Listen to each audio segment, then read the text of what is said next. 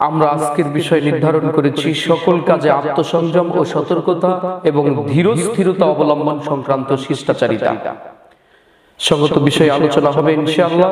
তো আজকের জুমার খুতবায় যা কিছু আলোচনা করা হবে তা সত্যাসত্যতা যাচাই করে আমলের জিন্দেগিতে প্রতিপালন করে ইহকালীন শান্তি এবং পরকালীন মুক্তি যেন আমরা হাসিল করতে পারি সেই তৌফিক আল্লাহ রাব্বুল আলামিন আমাদেরকে দান করুন, আল্লাহুম্মা আমিন। সম্মানিত উপস্থিত মুসল্লিদের কিরাম, আত্মসংযম, ধীর স্থির, এই বিষয়টাও যেন আমাদের মধ্য থেকে সরে দাঁড়িয়ে গেছে। আমরা কোনো কাজে ধীর স্থিরতা অবলম্বন করতে পারছি না। আমি বিগত সময়ে আপনাদেরকে বলেছি, কিয়ামতের আগে মানুষদের কাছে সময়টা এমন মনে হবে, সপ্তাহকে দিনের সাথে মানুষ তুলনা করবে, মাসকে সপ্তাহের সাথে তুলনা করবে, বছরকে সপ্তাহের সাথে তুলনা করবে। এইভাবে সময় যেন একেবারে কমে আসবে। মনে হবে গত কয়েকদিন আগে, গত কিছু সময় আগে জুমার সালাত আদায় করলাম, আবার আজকে জুমার দিন চলে আসলো। এই যে এই বিষয়টা ঘটবে কিসের জন্য? আত্মসংযম ভিতরে না থাকার জন্য, আমরা সময়কে মূল্যায়ন না করার জন্য, আর আমাদের কাজকর্মে ধীরস্থিরতা অবলম্বন না করার জন্য।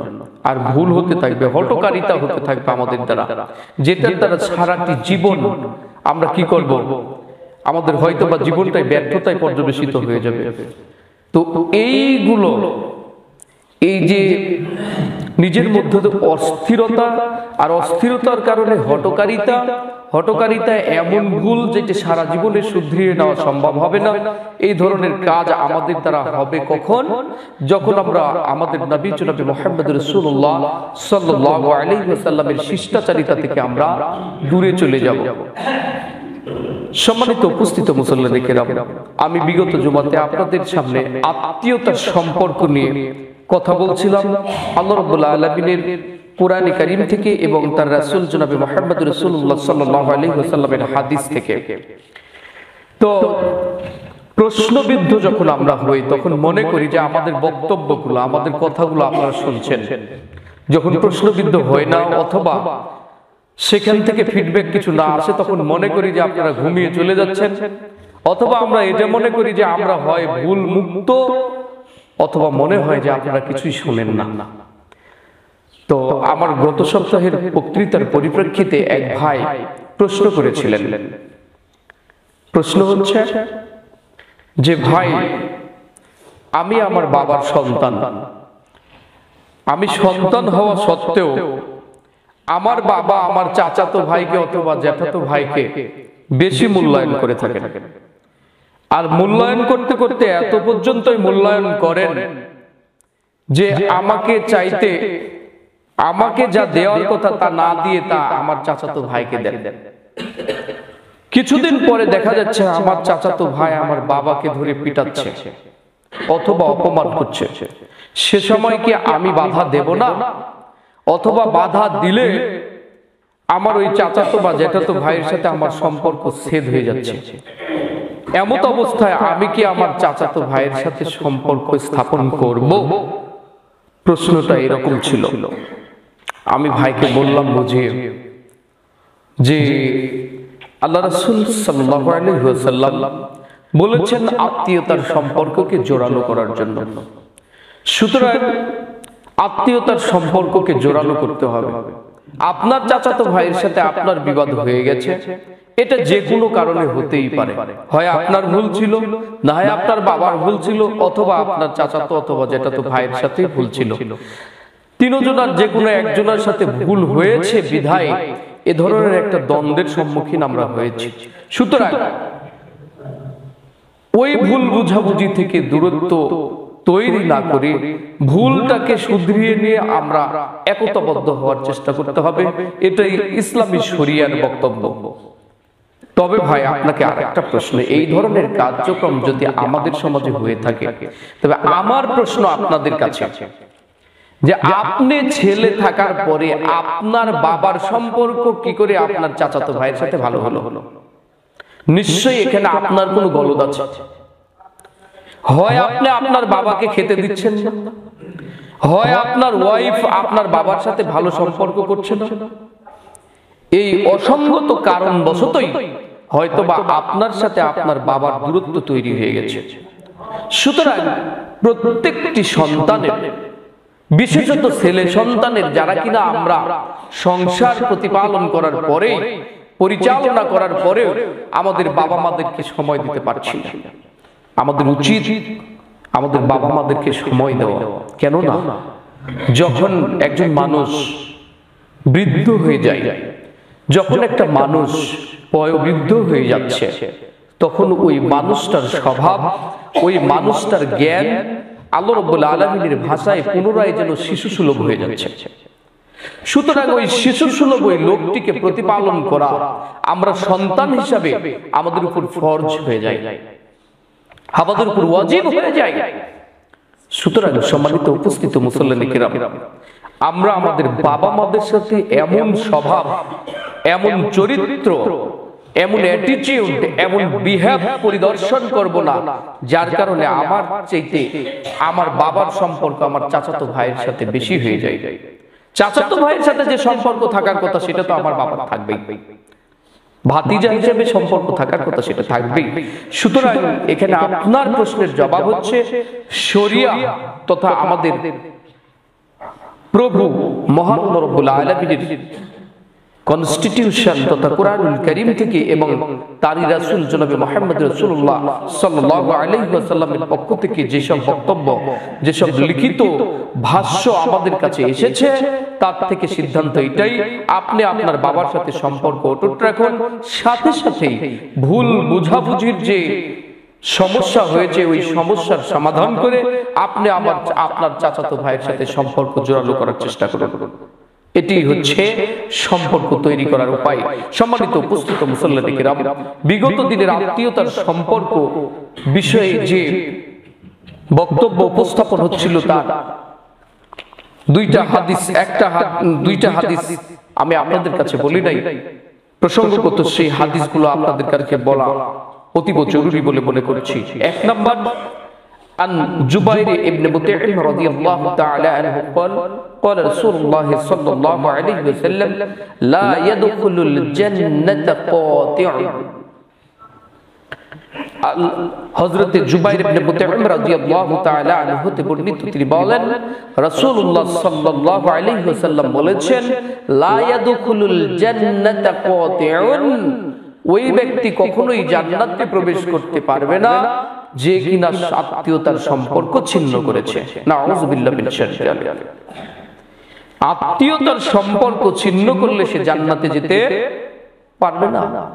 এখন আপনার প্রশ্ন হতে পারে যে আমার ভাই এক ওয়াক্ত নামাজে আসে না, আমার ভাই বিড়ি থেকে বিড়ি ধরায়, আমার ভাই সুদ খায়, আমার ভাই ঘুষ খায়, আমার ভাই, আমার যে চরিত্র, আমার ইসলাম মানার আমি যতটুকু চেষ্টা করে, যতটুকু চলার চেষ্টা করি, আমার ভাই তার বিপরীত হতে পারে না?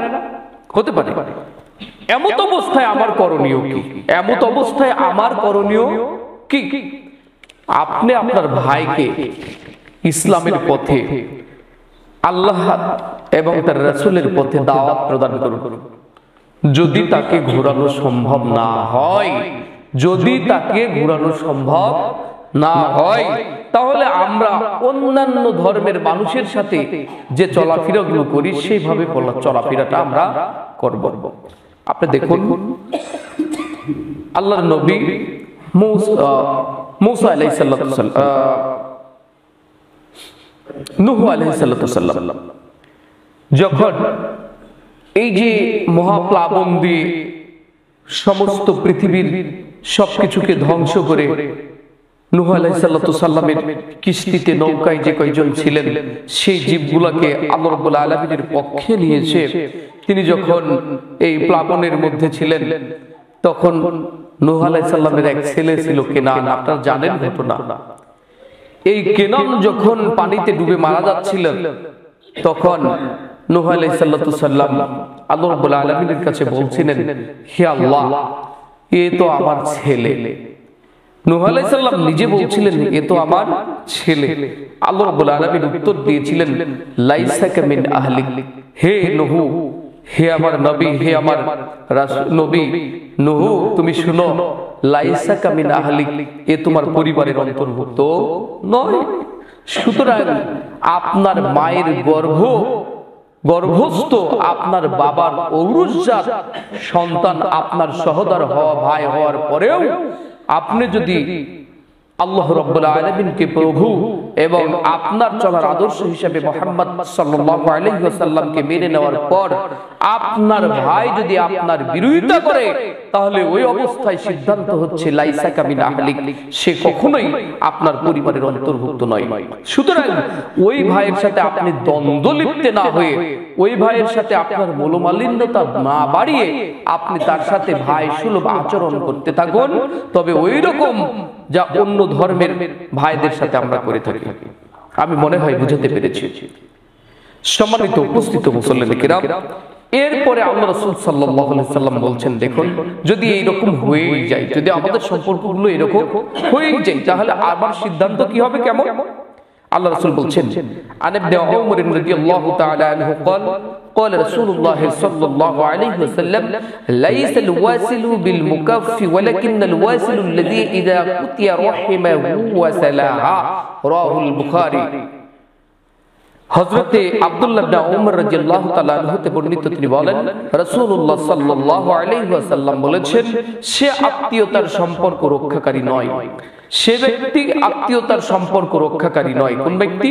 যার সাথে সম্পর্ক রক্ষা করা হচ্ছে।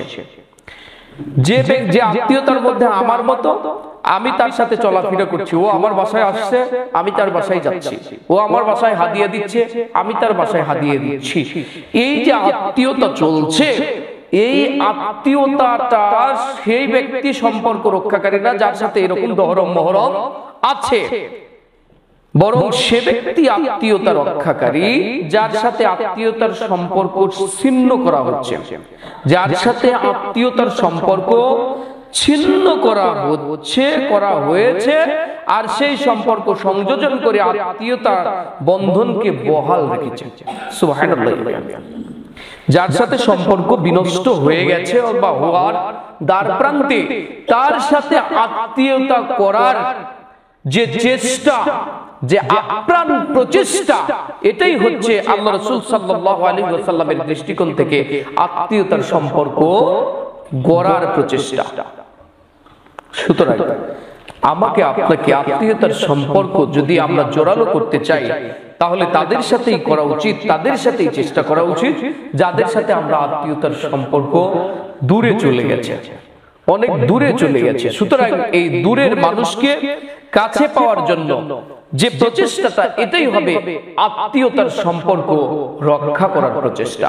সম্মানিত উপস্থিত মুসলমান কিরাম, সুতরাং আমি ওই পুরাতন কথাটি আবারও বলছি, আপনার ফুপু জমি নিতে এসে আপনার দাদার সম্পত্তিতে যখন অংশীদার সূত্রে আপনাকে ধরেছে, আপনি তখন ফুপুর সাথে আত্মীয়তার সম্পর্ক থেকে দূরে চলে যাচ্ছেন জমি দেওয়ার জন্য, জমি দেওয়ার ভয়ে।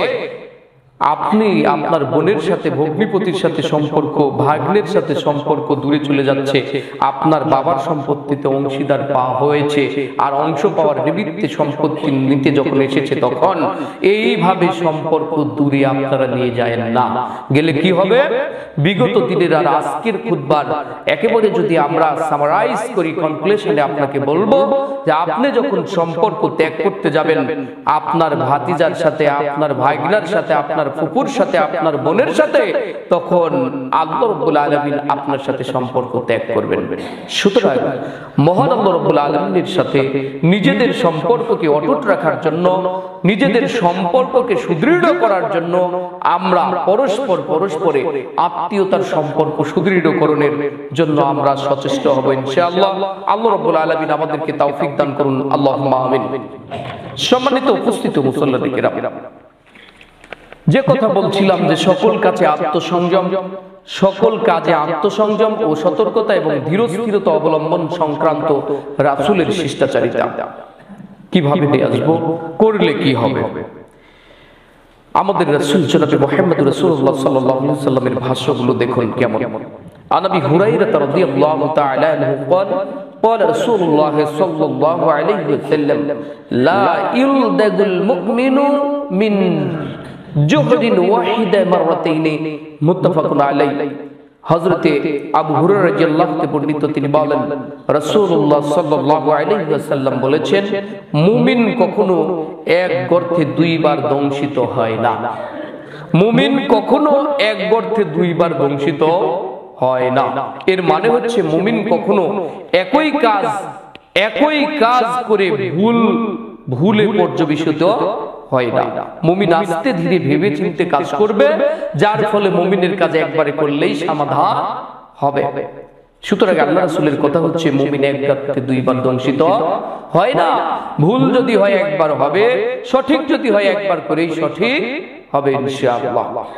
এই জন্য মুমিন দলিল ভিত্তিক কাজ করে, যুক্তি ভিত্তিক নয়। মুমিন দলিল ভিত্তিক কাজ করে, যুক্তি ভিত্তিক নয়। সুতরাং শুধু যুক্তির উপর যারা চড়ে বসে থাকবে, শুধু যুক্তির উপর যারা চড়ে বসে থাকবে, তারা বারবার ভুল করবে, তারা বারবারই ভুল করবে। আপনাকে বুঝিয়েছি গণতন্ত্র একটা ভুল পদ্ধতি ইসলামে। আপনি আপনার জীবন যাপন করতে গণতন্ত্র একটা ভুল পদ্ধতি, আপনার দেশে বলেন আর সারা বিশ্বেই বলেন। আজকে এক দল যখন ক্ষমতায় থাকবে, তখন অপর দল বলবে তারা গণতন্ত্র হত্যা করছে, আর যারা ক্ষমতায় থাকবে তারা বলবে আমরা গণতন্ত্র পুনরুদ্ধার করছি। এই কথাটা কিয়ামত পর্যন্ত হবে, যতদূর পর্যন্ত রাসূল বিরোধী এই মতবাদ পৃথিবীতে থাকবে। সুতরাং যারা রাসূলের পক্ষে, তারা এই মূর্খতায় পর্যবেসিত হবে না, একই অর্থে দুইবার দংশিত হবে না। এরপরে আল্লাহ রাসূল জনাবে মুহাম্মদ রাসূলুল্লাহ সাল্লাল্লাহু আলাইহি ওয়াসাল্লাম বলছেন, ওয়া ইবনে আব্বাস রাদিয়াল্লাহু তাআলা আনহু আন্না নবী সাল্লাল্লাহু আলাইহি ওয়াসাল্লাম ক্বালা লা শাজ্জিন আবদুল কাইস ইন্না ফীকা লা খসলাতাইনি ইউহিব্বুহুমাল্লাহুল হিলমু ওয়ালা আনাতু, রাহুল মুসলিম।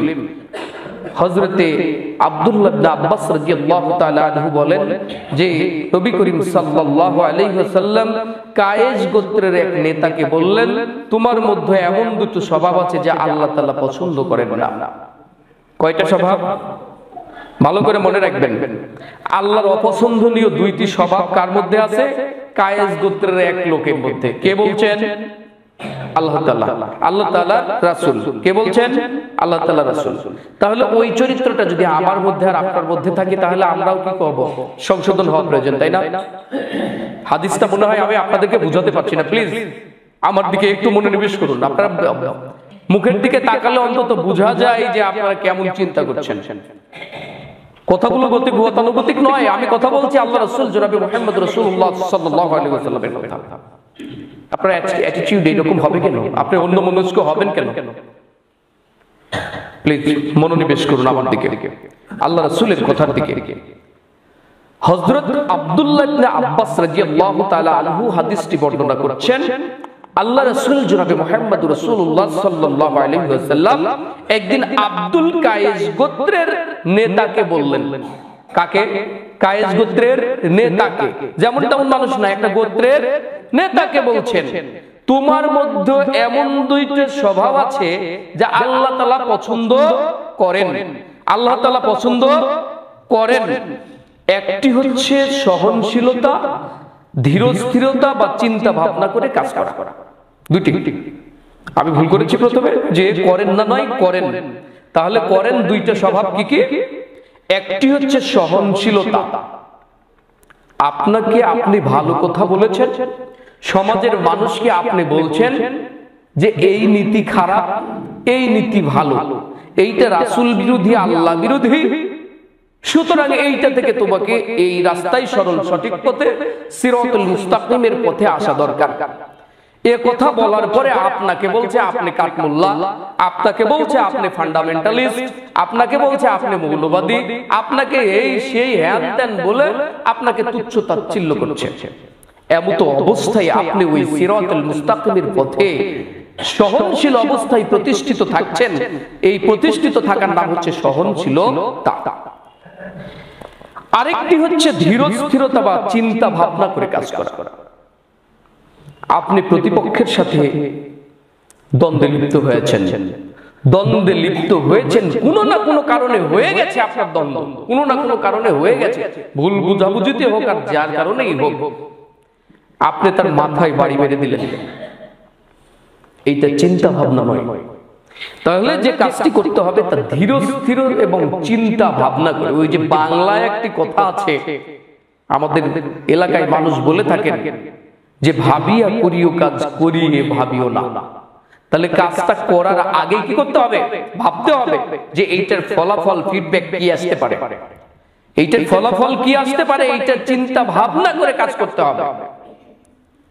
আজকে আপনি জমিতে কোন ফসল বুনলে, কোন মানের বীজ বুনলে আপনি ফসল ভালো পাবেন, সেইটা আপনি চিন্তা ভাবনা করে করছেন, কিন্তু ধর্মের ব্যাপারে আপনি অনেক ক্ষেত্রে উদাসীন, আপনি আত্মীয়তার সম্পর্কের ক্ষেত্রে উদাসীন, আপনি যখন বিবাদে মীমাংসা ফায়সালা করতে গেছেন সেখানে আপনি উদাসীন। এই উদাসীনতা অবলম্বন না করে আমাকে আপনাকে অবশ্যই ধীরস্থিরতা অবলম্বন করতে হবে, চিন্তা ভাবনা করে কাজটি করতে হবে। তাহলে আল্লাহ রাব্বুল আলামিনের কাছে আমরা পছন্দনীয় বান্দা হিসেবে পরিগণিত হতে পারব। সম্মানিত উপস্থিত মুসল্লিয়ানে কেরাম, তাহলে ধীরস্থিরতার বিপরীত কি? তাড়াহুড়া করা। ধীরস্থিরতার বিপরীত হচ্ছে কি? তাড়াহুড়া করা। এই তাড়াহুড়াটা আসে শয়তানের পক্ষ থেকে, আর ধীরস্থিরতা আসে আল্লাহ রাব্বুল আলামিনের পক্ষ থেকে। সপক্ষে আল্লাহ রাসূল সাল্লাল্লাহু আলাইহি ওয়াসাল্লামের আরো বক্তব্য। আল্লাহ রাসূল বলেন, ওয়ান আব্দুল্লাহ ইবনে সারজিজ রাদিয়াল্লাহু তাআলা আনহু আন নবী সাল্লাল্লাহু আলাইহি ওয়াসাল্লাম قال سمت الحسن وتؤدت والاقتصاد جزء من 24 جزء من النبوة। হযরত আব্দুল্লাহ ইবনে জারজিদ রাদিয়াল্লাহু তাআলা বর্ণিত, তিনি বলেন যে قال السمت حسن وتؤد الاقتصاد, উত্তম চালচলন, ধীর স্থির পদক্ষেপ, ভালো করে শুনবেন, উত্তম চালচলন, ধীর স্থির পদক্ষেপ। উত্তম চালচলন কার হতে পারে? উত্তম চালচলন আমাদের নবী মুহাম্মদ রাসূলুল্লাহ সাল্লাল্লাহু আলাইহি ওয়াসাল্লামের চাইতে ভালো আর কারো হতে পারে না। যদি আপনার পীর সাহেব, যদি আপনার আলেম সাহেব, যদি আপনার পীর সাহেব, যদি আপনার আলেম সাহেব, যদি আপনার বক্তা সাহেবের চালচলন, চরিত্রটা রাসূল বিরোধী হয়, তাহলে বুঝে নিতে হবে উনি ঠিক নেই, উনি ঠিক নেই। রাসূলের আদর্শ, রাসূলের চালচলনের মধ্যে কখনো এরকম ছিল না যে আমার স্ত্রী দিয়ে পীর সাহেবের পা মুছে নেওয়া, আমার স্ত্রী দিয়ে, আমার নিজে দিয়ে পীর সাহেবের কদম বুজি করা, এইটা রাসূলুল্লাহ সাল্লাল্লাহু আলাইহি ওয়াসাল্লামের মধ্যে ছিল না। সুতরাং এই চালচলন যদি আপনার আলেমের মধ্যে থাকে, যদি এই চালচলনটি যদি আপনার পীর সাহেবের মধ্যে থাকে, তাহলে বুঝে নিতে হবে ইনি রাসূল বিরোধী আলেম, বুঝে নিতে হবে ইনি রাসূল বিরোধী পীর সাহেব। সুতরাং সেখান থেকে নিজেকে গুটিয়ে দিতে হবে। সম্মানিত উপস্থিত মুসল্লিয়ানে কেরাম, আল্লাহ রাসূল বলছেন যে উত্তম চালচলন, ধীর স্থির পদক্ষেপ এবং সকল কাজে মধ্যম পন্থা অবলম্বন করা। সকল কাজে মধ্যম পন্থা অবলম্বন করা নবুয়তের 24 ভাগের 1 ভাগ। সুবহানাল্লাহ। রাওয়াহ তিরমিজি, তিরমিজি শরীফের হাদিস, নবুয়তের 24 ভাগের 1 ভাগ।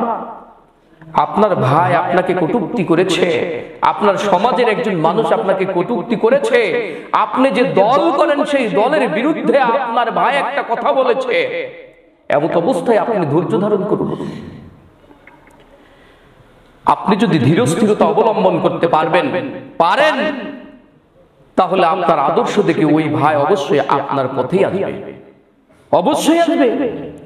আমাদের রাসূল জনাবে মুহাম্মদ রাসূলুল্লাহ সাল্লাল্লাহু আলাইহি ওয়াসাল্লাম তার চরিত্র দ্বারা গোটা পৃথিবীকে জয় করেছেন। এখনো তার চরিত্রের উপরে, এখনো তার আদর্শের উপরে, এখনো তার শিষ্টাচারিতার উপরে কোনো শিষ্টাচারিতা শোভা পায় না। সুতরাং আমাদেরকে যে ব্যক্তি সারা পৃথিবীতে শিষ্টাচারিতার সর্বাগ্রে অবস্থান, ওই ব্যক্তির শিষ্টাচারিতাই আমাদেরকে মেনে নিতে হবে। আল্লাহ রাব্বুল আলামিন ওই ব্যক্তির শিষ্টাচারটি আমাদের কাছে গ্রহণযোগ্য, আমাদের কাছে মানার মতো, আমরা মেনে নেওয়ার মতো মন মানসিকতা তৈরি করে দিন, আল্লাহুম্মা আমিন। সম্মানিত উপস্থিত মুসলিম কিরাম, তাহলে যদি আমরা ধীরস্থির ভাবে কাজ করতে পারি, উত্তম চালচলন করতে পারি এবং সকল কাজে মধ্যম পন্থা অবলম্বন করতে পারি, তাহলে আমরা নবীয়তের 24 ভাগের 1 ভাগ অন্তত অর্জন করতে পারবো। যদি নবীয়তের 24 ভাগের 1 ভাগ আমরা অর্জন করতে পারি, কেউ জাহান্নামে যাব? নবীদের অবস্থান কোথায়? জান্নাত। নবীদের অবস্থান আগামী দিনে কোথায়? জান্নাত। সুতরাং নবীদের অনুসারী হয়ে 24 ভাগের 1 ভাগের অনুসারী যদি হন, তাহলে আমাদের অবস্থান ইনশাআল্লাহ জান্নাত হবে। তাই সম্মানিত উপস্থিত মুসল্লিদেরকে তত্ত্ব আহ্বান জানাবো এই জুমার খুতবার মাধ্যমে যে কোনো কাজে, যে কোনো পদক্ষেপে আমরা ধীরস্থির ভাবে করব, তাড়াহুড়া করব না। সাথে সাথে এই ধীরস্থির পদক্ষেপের মাধ্যমে মধ্যম পন্থা অবলম্বন করব। একেবারে উগ্রবাদী হব, একেবারে উগ্রতা প্রদর্শন করব না। আমাদের দেশে কিছু আলেম রয়েছে যাদের নাম আলেম, বিশেষজ্ঞ, যারা রিসার্চ করে থাকেন, বলে যে এই কাজ করলে সে আর মুসলমান থাকবে না, এই কাজ করলে হিন্দু আর মুসলমানের মধ্যে কোনো পার্থক্য থাকবে না। ইন্না লিল্লাহি ওয়া ইন্না ইলাইহি রাজিউন। আপনি এত কঠোরতা অবলম্বন করছেন কেন? আপনার ভাষাটা হবে নমনীয় ভাষা, আপনার মধ্যে রস থাকতে হবে। আপনি হেসে হেসে কথা বলুন, মানুষের সাথে কথা বলার সময় আপনি হেসে হেসে কথা বলুন, আপনি মধ্যম পন্থা অবলম্বন করুন। আপনি একেবারেই হটলাইনে যেন না, আপনি একেবারে কঠোরতা অবলম্বন করেন না, সেটা রাসূল এবং নবীদের স্বভাব নয়। তাই আমরা আমাদের প্রত্যেকটি কাজে মধ্যম পন্থা অবলম্বন করে ধীরস্থির ভাবে করার প্রয়াস পাবো ইনশাআল্লাহ। আল্লাহ রাব্বুল আলামিন সেই তৌফিক আমাদেরকে দান করুন, আল্লাহুম্মা আমিন। সম্মানিত উপস্থিত মুসল্লিদের কিরাম,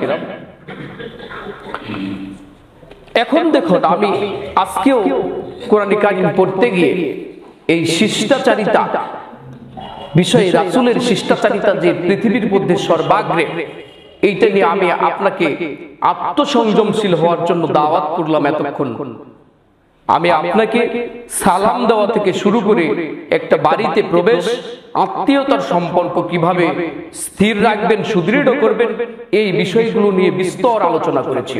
এবং প্রতিটা খুতবাতেই রাসূলুল্লাহ সাল্লাল্লাহু আলাইহি ওয়াসাল্লামের শিষ্টাচারিতার সপক্ষে কোরআন কারীমের কয়েকটি করে আয়াত আপনাকে শুনিয়ে থাকি। আজকেও কয়েকটি আয়াত আপনাকে শোনাবো আল্লাহ রাসূল জনাবে মুহাম্মদ রাসূলুল্লাহ সাল্লাল্লাহু আলাইহি ওয়াসাল্লামের শিষ্টাচারিতার পক্ষে। 1 নম্বর সূরা হুজরাত আয়াত নাম্বার 15। কয় নম্বর আয়াত? 15 নম্বর আয়াত। এইটা আপনার সিলেবাস। আগামী 1 সপ্তাহ কোরআনে কারীমকে আপনি রিচার্জ করবেন। আজকের খুতবার আলোকে আগামী 1 সপ্তাহ আমাদের চরিত্র সংশোধনের জন্য আজকে আপনার জন্য সিলেবাস প্রণীত হচ্ছে। এই সিলেবাস আপনি 1 সপ্তাহ আপনি রিচার্জ করবেন, গবেষণা করবেন, কোরআনে কারীমকে পড়বেন, এর তাফসীরগুলো দেখবেন। যেটা জুমার খুতবায় 30 মিনিট সময় আপনাকে বোঝানো আমার দ্বারা সম্ভব হয় না, সেটা আপনি শুনতে পাবেন, বুঝতে পারবেন সেখান থেকে। সুতরাং আপনাকে আয়াত নাম্বারগুলো মনে রাখা অতীব জরুরি। সূরা হুজরাত আয়াত নাম্বার 15। আল্লাহ রাব্বুল আলামিন বলেছেন, ইন্নামাল মুমিনুনা আল্লাযীনা আমানু বিল্লাহি ওয়া রাসূলিহি সুম্মা লাম ইয়ারতাবু। ইন্নামাল মুমিনুনা, নিশ্চয় যারা মুমিন, নিশ্চয় যারা বিশ্বাসী। কাতে বিশ্বাসী? ওই যে আপনাকে বলেছি 4টা শর্তে আল্লাহ আমাদের রব, আল্লাহ আমাদের কনস্টিটিউশন প্রণেতা এবং আদর্শ হিসেবে একমাত্র রাসূলুল্লাহ সাল্লাল্লাহু আলাইহি ওয়াসাল্লাম। এই কথাই যারা আমরা বিশ্বাসী, আল্লাহ রাব্বুল আলামিন, যারা মাদ্রাসায় পড়েন, যারা আরবি গ্রামার সম্পর্কে জ্ঞান আছে, তারা বুঝতে পারবেন যে ইন্নামা এখানে একটা হরফে মুসাব্বাবুল ফিইল নিয়ে আসা হয়েছে। মানে এখানে আরো নিশ্চয়তা, অর্থাৎ সামনে যে ভার্বটা আসবে, এই ভার্বটাকে অতীব নিশ্চয়তা প্রদান করার জন্য এই শব্দটা ব্যবহৃত হয়। সুতরাং আল্লাহ রাব্বুল আলামিন বললেন, ইন্নামাল মুমিনুনা, নিশ্চয় যারা মুমিন, নিশ্চয় যারা বিশ্বাসী, আল্লাযীনা, তারাই, বিল আমানা বিল্লাহি, আল্লাহ আমানা বিল্লাহি ওয়া রাসূলিহি, আল্লাহ এবং তার রাসূলের উপর বিশ্বাস স্থাপন করবে, সুম্মা অতঃপর লাম ইয়ারতাবু, এতে সন্দেহ পোষণ করবে না। সুবহানাল্লাহ। তাহলে রাসূলের শিষ্টাচারিতা হয় যদি ধীরস্থিরতা, রাসূলের শিষ্টাচারিতা যদি হয় মধ্যম পন্থা অবলম্বন করা, রাসূলের শিষ্টাচারিতা যদি হয় আত্মীয়তার সম্পর্ক সুদৃঢ় করা, রাসূলের শিষ্টাচারিতা যদি হয় যাকে চিনেন অথবা যাকে না চিনেন সালাম প্রদান করা, রাসূলের শিষ্টাচারিতা যদি হয় আপনার বাবার সাথে, বৃদ্ধ বাবার সাথে রেগে কথা না বলা, তাহলে আপনাকে সন্দেহ মুক্ত, কোন রকম ডাউট ছাড়াই আপনাকে সেটা মেনে নিতে হবে। আপনাকে আমাকে সেটাকে মেনে নিতে হবে। সূরা হুজরাত আয়াত নাম্বার 15 আল্লাহ বলছেন সুম্মা লাম ইয়ারতাবু, যারা বিশ্বাস করে যে আল্লাহ এক, আদর্শ রাসূল, তাদেরকে অবশ্যই এই শিষ্টাচারিতাগুলোকে, ইসলামী শিষ্টাচারিতাগুলোকে, ভদ্রতাগুলোকে সুম্মা লাম ইয়ারতাবু, কোন রকম সন্দেহ পোষণ করা ছাড়াই মেনে নিতে হবে। সুতরাং আপনি মনে করলেন যে প্লেট চেটে খাওয়া সুন্নাহ, প্লেট চেটে খাওয়া সুন্নাহ, আপনি ওই রাজশাহীতে গিয়ে চিলিসে বসেছেন, রহমান হোটেলে বসেছেন, আপনি 5 স্টার একটা হোটেলে বসেছেন, আপনার আশেপাশে আরো বড় বড় মানুষ খাচ্ছে, এমত অবস্থায় আপনি মনে করবেন যে প্লেট চেটে খেলে তো এইটা কেমন দেখায়, এটা তো মলবি মলবি দেখায়, এটা কেমন যেন ব্যাকডেটেড দেখায়, এটা কেন করব, এই মন মানসিকতা, এই সন্দেহ যদি আপনার মধ্যে থাকে, যে কোনো বিষয়ে, যে কোনো বিষয়ে, আপনার ছেলেকে বিয়ে দিতে নিয়ে গেছেন, নতুন বউ, আপনার ছেলের বইয়ের জন্য গায়রে মুহররিম কোন ব্যক্তি এসেছে দেখার জন্য, এখন আপনি মনে করছেন যে লোকটাকে যদি আমার বেটার বউ না দেখায় তাহলে কি মনে করতে পারে, ওই লোক বড় আপনার কাছে নাকি মুহাম্মদ সাল্লাল্লাহু আলাইহি সাল্লাম বড় আপনার কাছে? আপনি যে কলেজে লেখাপড়া করেছেন, আপনার প্রিন্সিপাল সাহেব আপনার ডান দিকে সলাতে দাঁড়িয়েছেন, আপনি মনে করছেন যে আমি যদি স্যারের সাথে পায়ে পা কাঁধে কাঁধ ভিড়াই তাহলে স্যার কি মনে করবে? এখানে আপনাকে বোঝা দরকার যে সুম্মা লাম ইয়ারতাবু, কোন রকম সন্দেহ ছাড়াই রাসূলের সুন্নাহকে আপনাকে গ্রহণ করতে হবে। যত বড়ই প্রিন্সিপাল হোক, যত বড় রাষ্ট্রপতি হোক, আমার কাছে আপনার কাছে যদি আমরা মুসলিম হয়ে থাকি, তাহলে অবশ্যই আমার রাসূল জনাবে মুহাম্মদ রাসূলুল্লাহ সাল্লাল্লাহু আলাইহি ওয়াসাল্লাম সর্বাগ্রে। এই সুন্নাহগুলো প্রতিপালনের ক্ষেত্রে আমরা কখনোই পিছপা হব না ইনশাআল্লাহ। আল্লাহ রাব্বুল আলামিন আমাদেরকে তৌফিক দান করুন, আল্লাহুম্মা আমিন। সম্মানিত উপস্থিত মুসল্লিয়ানে কিরাম, আরো কথা হয়েছে, আরো কথা কি একটু আল্লাহ বলেছেন আলা লিল্লাহি দীনুল খালিস, জেনে রাখো অবিমিশ্রিত আনুগত্য একমাত্র আল্লাহ তাআলার জন্য।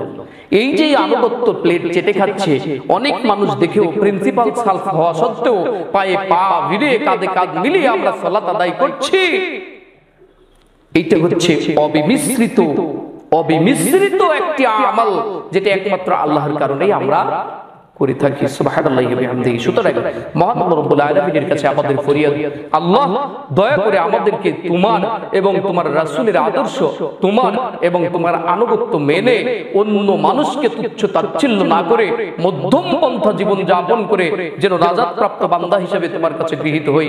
আল্লাহ আমাদেরকে কবুল করুন, আল্লাহুম্মা আমিন।